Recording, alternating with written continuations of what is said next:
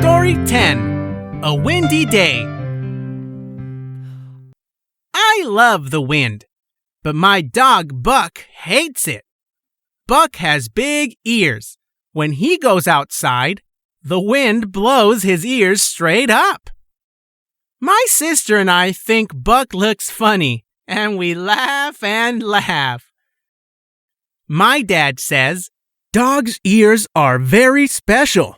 They can hear things that we can't. The wind can hurt their ears."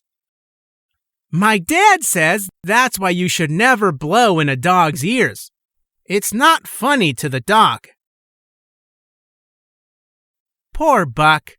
His big ears catch the wind.